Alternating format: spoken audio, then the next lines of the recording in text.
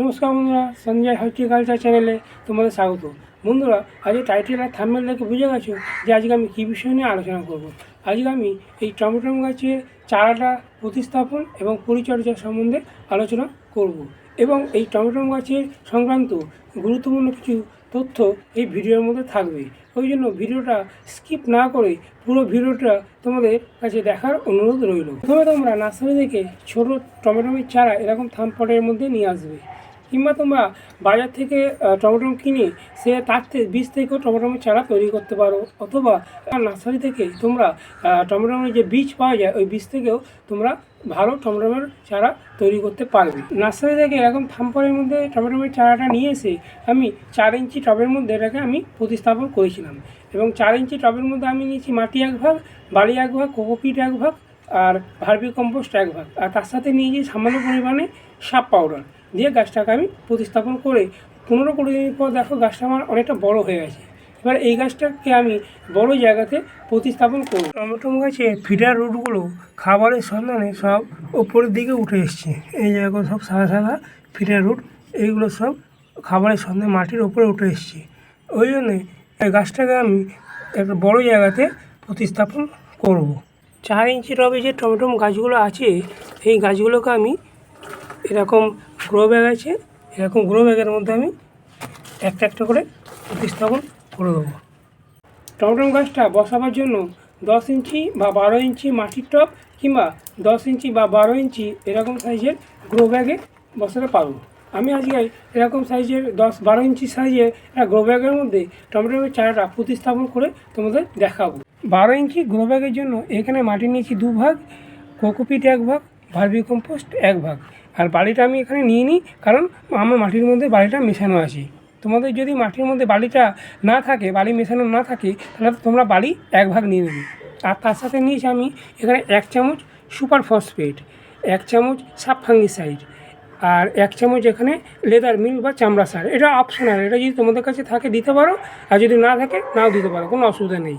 আর এখানে নিয়েছি আমি 1 চামচ বাদাম খোল, বাদাম খোলের পরিবর্তে তোমরা সর্ষের খোল নিতে পারো। আর এখানে নিয়েছি আমি 1 চামচ ডিমের গুঁড়ো।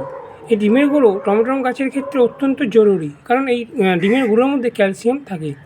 টমেটো গাছের ক্ষেত্রে যে টমেটো যখন হবে, ক্যালসিয়ামের অভাবে অনেক সময় টমেটোগুলো পচে যায়।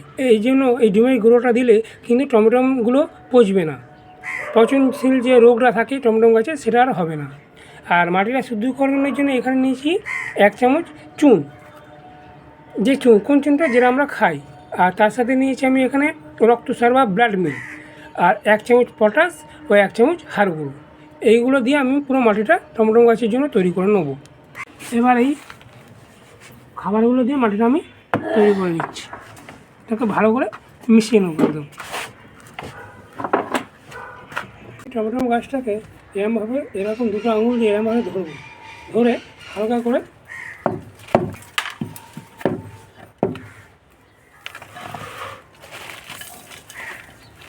দিলে গাছটা আমার তাকে বেরিয়ে যাবে। মাটিটা তৈরি করে নিয়েছি। এবার এই গ্রো ব্যাগের মধ্যে গাছটাকে বসিয়ে দেবো। গ্রো ব্যাগের মধ্যে মাটিটাকে চেপে চেপে দেবো, যাতে মাটির মধ্যে যদি কোনো রকম হাওয়া থাকে সেটা বেরিয়ে যাবে।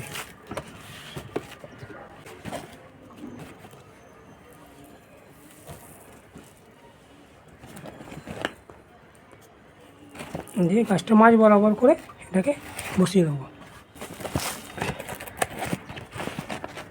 গাছটা আমার প্রতিস্থাপন হয়ে গেল।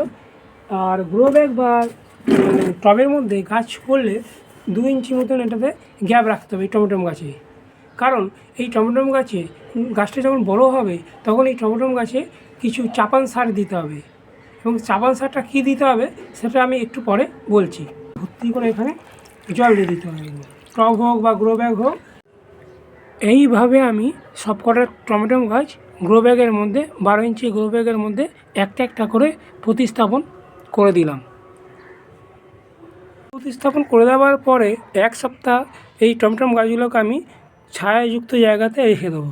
রেখে দেওয়ার পরে তারপর ফুল সানলাইটের মধ্যে এগুলোকে আমি বের করে নেবো। যেখানে দিনে 6 থেকে 8 ঘন্টা রোদ্দুর আসে সেরকম জায়গায় টমেটো গাছগুলোকে বের করে দেবো। টমেটো গাছ যেহেতু এর কাণ্ডগুলো খুবই নরম প্রকৃতির হয়, যে কাণ্ডগুলো খুব নরম প্রকৃতির হয়, ওই জন্য একটা করে পেছনে সাপোর্ট দেওয়ার দরকার আছে, একটা করে লাঠি আমি পেছনে দিয়ে দিয়েছি, যাতে গাছগুলো যখন টমটমগুলো হবে টমটমের ভারেতে যাতে গাছটা হেলে না পড়ে।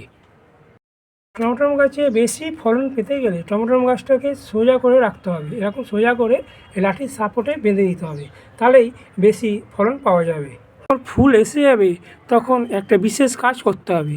কী কাজ করতে হবে? এই দেখো এখানে যেগুলো দেখছো, এখানে টমেটো গাছে কিছু শাখা বেরিয়েছে, দেখো এখানে কিছু, এখানে দেখো এখানে শাখার বলে এইগুলোকে কেটে দিতে হবে। এইগুলোকে যদি কেটে দিতে পারো তাহলে টমটম গাছের টমটমগুলো অনেক বেশি বড় হবে। এই যে শাখাগুলো দেখছো, এইগুলোকে শাখার বলে। তা এইগুলো থেকেও ফল পাওয়া যাবে, এইগুলো যখন বড় হবে ডালগুলো, এইগুলো থেকেও ফল পাওয়া যাবে। ফল পাওয়া যাবে না তা না টমটম, কিন্তু সেগুলো সাইজ ছোটো হবে, ওই জন্য এইগুলোকে কেটে দিতে হবে, এইভাবে কেটে দিতে হবে, কেটে ফেলে দিতে হবে। আর টমটম গাছের ওপরের দিকে যে ডালটা আছে, এই ডালটাকে কেটে দিতে হবে, এইভাবে কাঁচি দিয়ে ধরে এইভাবে কেটে দাও, এইভাবে কেটে দিতে হবে। তাহলে কী হবে, আরও ঝাড়ালো হবে গাছটা, হবে মানে পিঞ্চিং করে দিতে হবে। তাহলে কী হবে এই ডাল থেকে এই যে কাটা অংশ থেকে আরও শাখা প্রশাখা বেরোবে এবং সেখান থেকে আরও টমটম ফুল আসবে এবং সেই ফুলগুলো ফলেতে রূপান্তরিত হবে। আর কেটে দেওয়ার পরে এই কাটা অংশতে অবশ্যই সাপ পাউডার লাগিয়ে দিতে হবে এবং পুরো গাছটাতে সাপ ফাঙ্গিসাইড দিয়ে স্প্রে করে দিতে হবে, এইভাবে সাপ ফাঙ্গিসাইড দিয়ে স্প্রে করে দিতে হবে।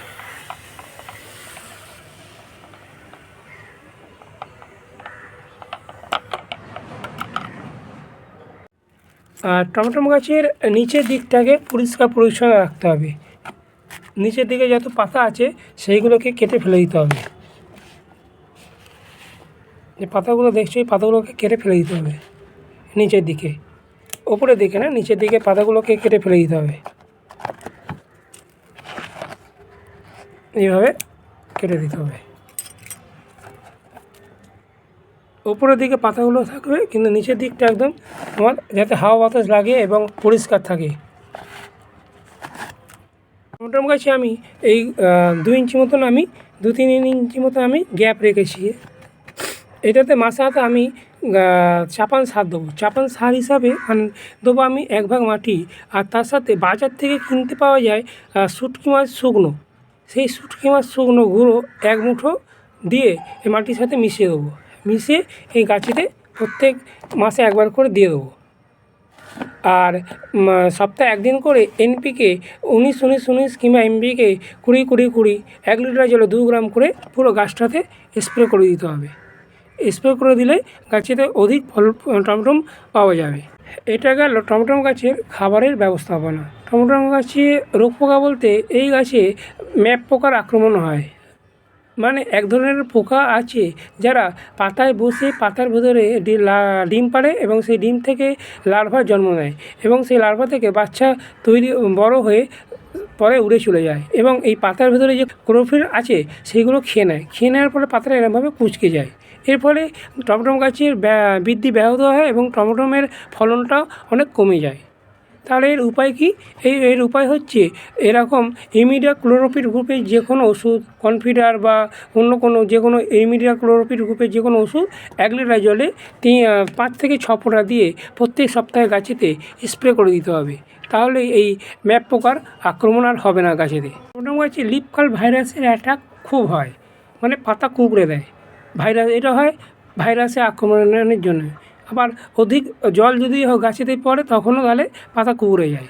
তাই ভাইরাসের আক্রমণ রোখার জন্য এরকম অ্যান্টিভাইরাস পাওয়া যায়, অনলাইনে অ্যান্টিভাইরাস লিখে সার্চ করলেই এরকম অ্যান্টিভাইরাস পাওয়া যাবে।